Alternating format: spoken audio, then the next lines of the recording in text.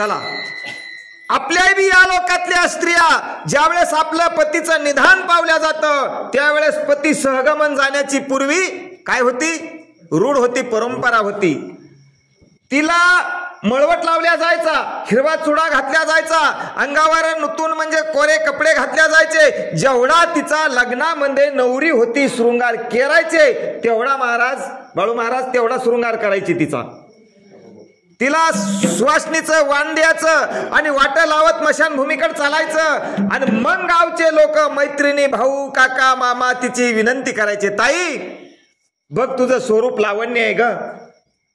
तो अपघातामध्ये गेला, काळाने त्याच्यावर घाला घातला, पण तू त्याच्यासोबत जाऊ नकोस. आई म्हणायची, बाप म्हणायचा, नो इतर लोक म्हणू लागले, हे बघ अग्नी पेट घेतला चित्तेनी आणि तू त्याच्यामध्ये उडी घेणार आहेस. तुझं एवढं सुंदर देह त्या अग्नीमध्ये जळून भस्म होणार आहे. हे बघ लोक तुझी विनंती करत आहेत.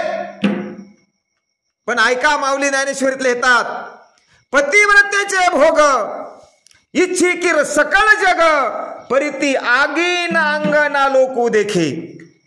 पतिव्रतेनं हा भोग भोगावा या लोकातला, तिनं सहगमन जाऊ नये हे सगळ्या लोकांची इच्छा आहे. पतिव्रतीचे महासतीचे भोग इच्छी किर सकळ जग, सगळ्या जगाची इच्छा आहे की ना हा भोग भोगावा. परी ती आगीन अंगना लोकू, ती आगी दिसत नाही, तिला अंग जळणार आहे हे दिसत नाही आणि लोक रडतात, माझ्यासाठी पडतात, विनंती करतात हेही दिसत नाही. का बरं? ती पतिव्रता आहे म्हणून तुकाराम महाराज तिचं वर्णन करतात. काय म्हणतात तुकाराम महाराज त्या पतिव्रत्याचं, की ज्या सीतेने त्या लंकेमध्ये दिवे आपलं शरीर अग्नीमध्ये ठेवलं आणि त्याच्यातली ज्योत पुन्हा जी रावण नेण्यापूर्वी ठेवली होती ती परत घेतली आणि मग रामप्रभूचा अंगीकार केला, त्या पतिव्रतेचं तुकोबाराय वर्णन करतात.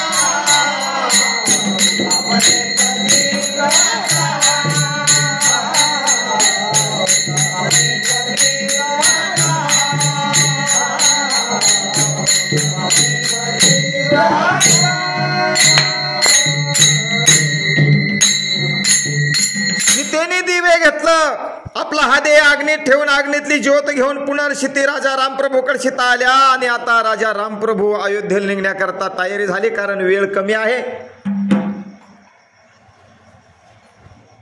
विमान मिळालं प्रभूला, विमानामध्ये सर्व काही तटस्थ झाले, पण त्रिजटेकडे ज्या रडत होत्या ना सीता देवी, सांग ओ त्रिजटे ऐशी कैशी मात, का हो अंतरले मज रघुनाथ.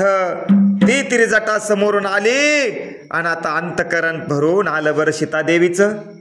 नोय तिच्यापेक्षा त्रिजटेचं भरून आलं आणि ताटातूट होईना गेली. सीता म्हणतात, सीता महान पतिव्रता होत्या, कारण अहिल्या द्रुपदी सीता तारा मुख्य मंडोधरी पतिव्रता आणि तशातलीच पतिव्रता सीता देव होत्या. सीता म्हणतात, त्रिजटा मला तो बहिणीचं आईचं प्रेम दिलं ग या बंदीशाळेमध्ये, माग मी तुला प्रसन्न आहे, काय पाहिजे माग, तू काय पाहिजे तुला. डोळे पाण्याने डबडबतात, अंगातून रोमांच चालतात, अंगाचा थरकाप होऊ लागला, धीर धरवत नाही त्या वेळेला. काय होऊ लागलं तिला? तुकोबाराय अभंगाच्या दुसऱ्या चरणामध्ये सांगतात काय होऊ लागलं, ऐका तिला. हरिजना सवे भेटी, हरिजना सवे भेटी,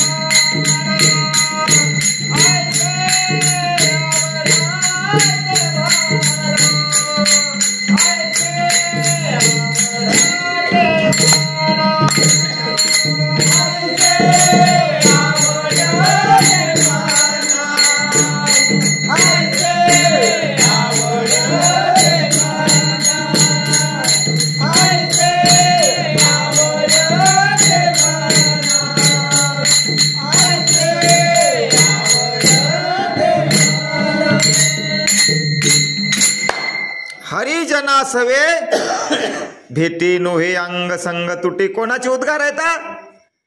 त्रिजटेला सीता म्हणाल्या तुला काय देऊ माय? त्यावेळेस ती म्हणाली माये मला काय पाहिजे? तुझा संग पाहिजे.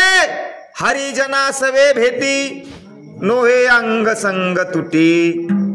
हो आईशा आवडते मना माये माझी इच्छा पूर्ण कर.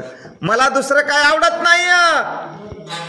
काय महाराज युमानामध्ये सर्व काय आरूढ झाले आणि इकडं भरत नंदीग्रामामध्ये वाट बघत होता राजा रामप्रभूची. काय म्हणत होता? हो सारखी टक पागत होता. आणि रामप्रभूचं विमान निघालं. पण रामप्रभू येत असताना लोकाला भेटत येऊ लागले. ऋषी लोकाला भारद्वाजच्या आश्रमावर रामप्रभू थांबले. तिथून गोहकाच्या तिथं येऊन रामप्रभू थांबले आणि विलंब झाला. विलंब झाल्यामुळं भरत म्हणला मी 14 वर्षाचा करार करून आलो. 14 वर्षाच्या नंतर जर माझे दादा नाही आले बाळू महाराज तर भरत काय करणार होता? अग्निकाष्ट घेणार होता. आणि बोले तैसा हो तो काय असा तसा भाऊ नव्हता आताचा. एक भाऊ वनातून परत येत नाही राजाचा स्वीकार करत नाही अयोध्येचा. तर एक भाऊ काय करतो? देहांत प्रायचित्त घेतो. हे प्रभूला माहित होत. प्रभूने देवाला हनुमंतरायाला बोलून घेतला. हनुमान जे देवा हनुमान बाबा आता तू काय कर. अरे बाबा 14 वर्षाचा कालावधी संपला आणि हे भक्ताचं प्रेम मला आवरत नाही रे. मला सगळ्याला भेटी देत देत जावं लागतंय. म्हणून भरताचं तू शांत मन कर. आणि हनुमंतान उड्डाण केलं. राजा रामचंद्र आणि भरत हनुमंत कुठे येऊन पोहोचले? अयोध्येला नाही नंदीग्रामात. हो भरत अशी वाट बघत होता. हनुमंत भरताला दिसले आणि भरताने उद्गार काढले. कोणाकड? हो हनुमंताकड. काय हनुमंताला म्हणले? कै मी उद्धार पावेल, मी उद्धार पावेल,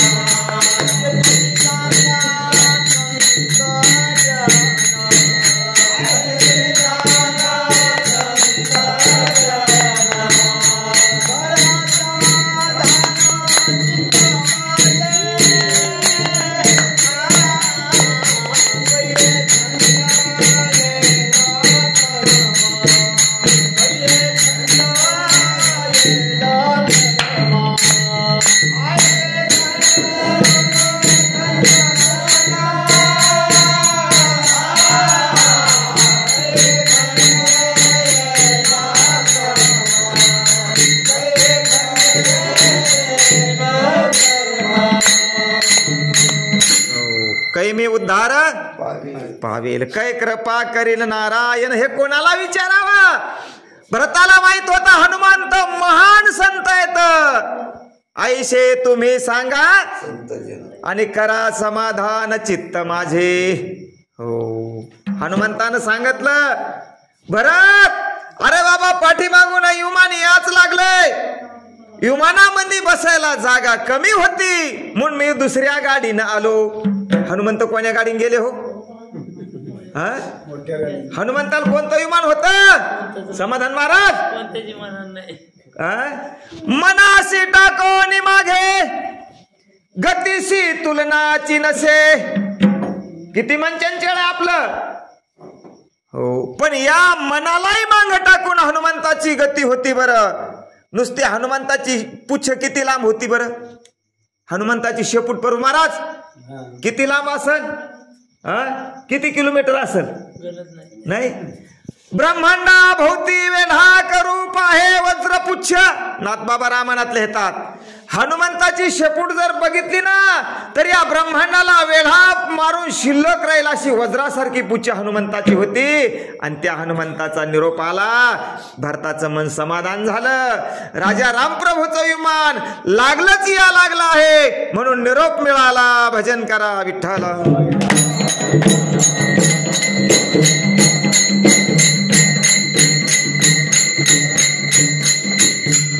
भरत तक्क वाट बघू लागला. कशी बरं. कै हे बिरडे फुटेल कै हा स्वामी भेटेल. नाही का योगावनी वडील निमिषमानी. एक निमिष पण एका योगा एवढं वाटू लागलं कोणाला. कसं कसं बरं. आता आपल्याला कसं वाटतंय आजचा सूर्यास्त कधी होईल आणि उद्या किती तारीख आहे 22 तारखेचा सूर्य उदय कधी होईल आणि अयोध्येच्या गादीवर आमचे राजा रामप्रभू स्वार कधी होतील आणि हे डोळे भरून आम्ही प्रभूची मूर्ती पाहू आणि पुन्हा डोळे झाकून घेऊ पुन्हा उघडायची इच्छा होणार. कशी आपल्याला आतुरता लागली. तेवढी आतुरता भरताला लागली होती. तेवढ्या वेळामध्ये राजा रामप्रभूचं विमान पोहोच झालं. राजा रामचंद्र मग काय आनंदाला जोडा आहे हो. नाही त्या आनंदाशी जोडा.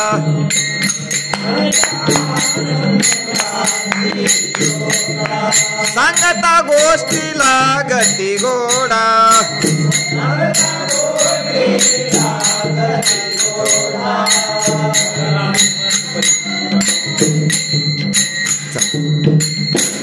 नाही त्या आनंदाशी सांगता गोष्टी गोड गोष्टी वाट लागू लागल्या. रामप्रभू प्रत्यक्ष आले. अबाल वृद्ध नर नारी आखी अयोध्या नगरी नंदीग्रामात पोहोच झालेली आहे. हो कौशल्या कैकेयी सुमित्रा आणि सगळे आई वचिष्ठादी सर्व काही रामप्रभूंनी पाहिलं. हो आणि 3 आया आलेल्या आहेत. आता राम कोणाचं पहिलं दर्शन घेतील बरं पहा. हो कैकेयीचे पाय धरले. बाकीचे लोक कुचकुच करू लागले. 14 वर्षात भागलं नाही वाटतंय. कैकेयीकडे चाललास पण मा हो ह्या आम्हाला तो बऱ्याच गोष्टीच काय केली जाण करून दिली. अमर अजर अशी कीर्ती वनामध्ये मला पाठवून झाली बरं आई. साधू संतांचं दर्शन झालं. चला चला राज्याभिषेकाची वेळ अतिशय कमी आहे. राज्याभिषेकाची वेळ झालेली आहे म्हणून भरत सरसवला शत्रुघ्न सरसवला. प्रभू स्नान करा. काय करा. सप्त समुद्राचं पाणी आणलेलं आहे आता अयोध्येमध्ये. सप्तद्वीपाची माती आली राज्याभिषेका करता राजा रामप्रभूच्या अयोध्येला. आता लाईव्ह पहा. आपण जाण्याचे प्रयत्न करू नका. उद्या सगळं लाईव्ह दिसणार आहे आपल्याला तिथलं घर बसल्या. कारण स्वर्गीचा आलोच ऐकवेल. माऊली लिहून ठेवलं ना 700 वर्षापूर्वी. मुंगीचे मनोगत वळखेल बाहे समुद्र हेळावेल असता जाता रवी धरवेल. नाही का तिथलं पाहायला आपल्याला डायरेक्ट तिथल्या लोकांना तरी चंद्रचंद्र बेजार आहेत ते पण आपल्याला जागेवर मिळणार आहे पाहायला. असो आता प्रभूला राजा रामप्रभूला पाटावर घालायचं. पाटावर बसून स्नान घालण्याकरता भरताने एक हात धरला, शत्रुघ्नाने हात धरला, सुमंत प्रधान पाठीमागून आहेत. पण राजा रामाने भरत पाहिला आल्याला आणि कडकडाटून भरताला मिठी मारली. बरं कुशीत घेतला. हो, क्या हालत करके रखी रे भैया तुमने, क्या हालत करके रखी. का म्हणतात परमात्मा, भरताला आपल्या छातीला ज्यावेळेस राम धरतात ना, त्यावेळेस भरत एखाद्या वाळलेल्या लाकडासारखा, काष्टासारखा होता. नुसते हाडाचा सापळा आणि हाडाला गुंडाळलेली त्वचा. हो, रेत रक्त मांस सगळं आटून गेलं होतं. हो, डोळ्यामध्ये प्राण होता भरताच्या. आणि हनुमंतानं त्याच्याकडे पाहिलं. बिभीषण, सुग्रीव, नळ, नीळ, जामवंत अनेक वानर होते. वानराचे डोळे पाण्याने डबडबले. भरताला ज्यावेळेस रामप्रभू म्हणतात क्या हालत केली तू, त्यावेळेस पाण्याने डोळे डबडबले आणि उद्गार निघले, आम्ही म्हणवितो भक्त परी प्रेम नोहे हृदयात. आम्ही भक्त म्हणत होतो, आम्ही रामप्रभूचे सेवक म्हणत होतो रे बाबा भरता. पण तुझं जे रामाविषयी प्रेम आहे, तू काय तुझं शरीर करून बसलास भरता. असो, वशिष्ठ महाराज सरसवतात, वेळ करू नका बाबा. हो, सगळे जे लोशामध्ये निघू लागले, भजन करू लागले. श्रीराम राम जय जय राम, श्रीराम जय राम जय जय राम.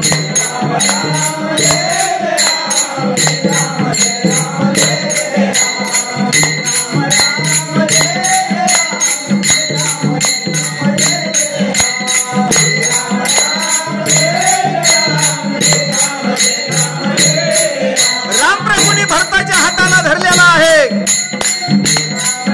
दिंडी चाललेली असताना भरताला पाटावर बसवलं. भरत म्हणतात, दादा तुम्ही हे काय करता, तुम्ही स्नान करा, तुम्हाला राज्याभिषेक होणार आहे. पण रामप्रभूचे काय उद्गार आहेत ऐका. प्रभू म्हणतात, नाही रे भरता, मी राजा होणार आहे ना, मग राजाला प्रजाचा आणि सेवा करण्याचा अधिकार आहे.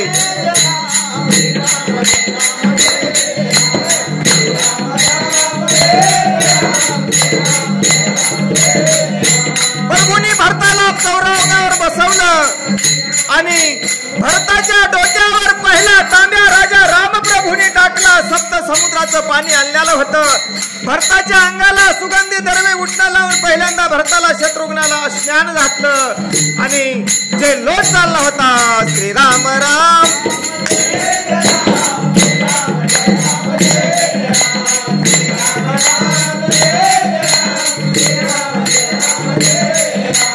राजा रामप्रभू आता अयोध्येच्या गादीवर स्वार होतात. सगळ्या अयोध्या नगरीमध्ये गुढ्या तोरणे लावलेल्या आहेत. दिवाळी सारखा दिवाळीचा दीप उत्सव चाललेला आहे.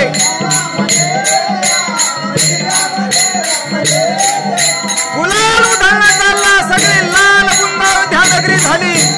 सगळीकडे गुलालच गुलाल झाला. राजा रामचंद्र भगवान सीता उठल्या आणि सीता म्हणतात, थांबा, बस करा हा बकवास. काय झालं असेल.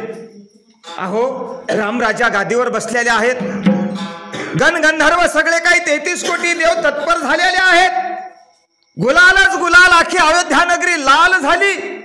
आणि सीतादेवी उठून उभ्या राहिल्या आणि म्हणतात, हा बकवास बंद करा.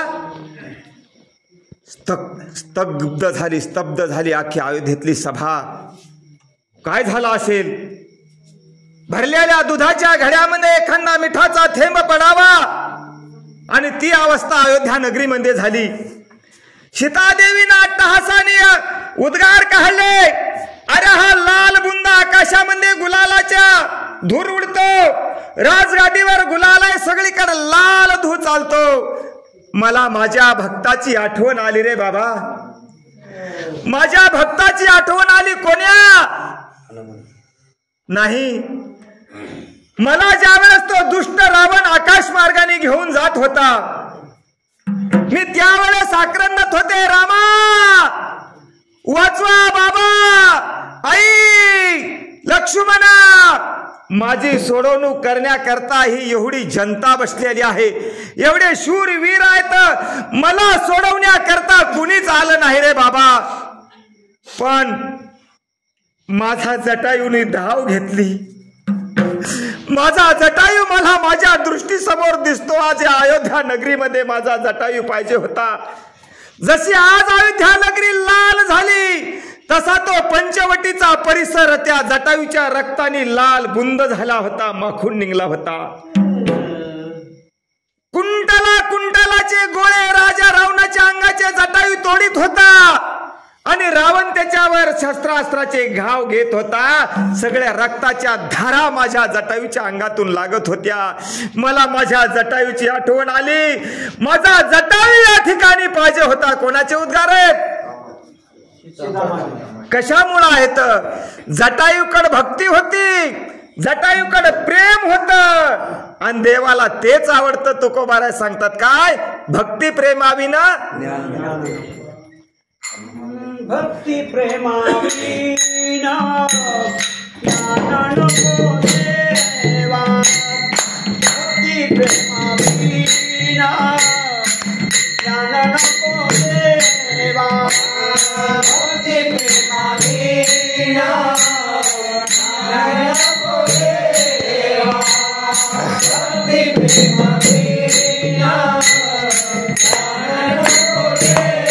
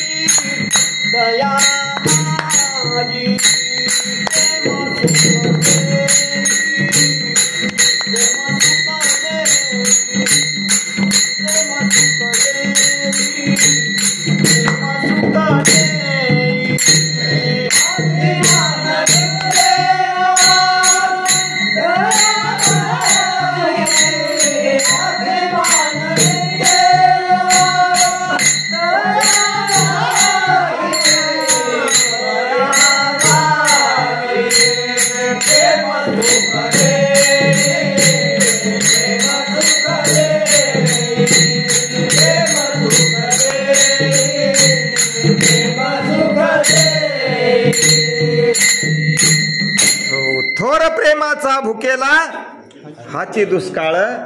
भक्ती प्रेमाविन ज्ञान नको देवा. म्हणून सगळी सभा शांत झालेली आणि सीतामाईच्या तोंडातले उद्गार ऐकले. जटायूचं प्रेम बघितलं आणि सगळ्याचे डोळे पाणावले. खरंच एका सीतामाईला एका परस्त्रीला सोडवत असताना स्वतःच्या प्राणाची आहुती दिली, पण जटायू माग सरला नाही. बरं, याला काय म्हणावा? भक्त म्हणावा. म्हणून सीता दुःखी झाल्या. एवढ्या आनंदामध्ये दुःख झालं कशामुळं? हरिजना सवे भेटी नोहे अंग संग. हरिजन होता जटायू, हरिजन होती ती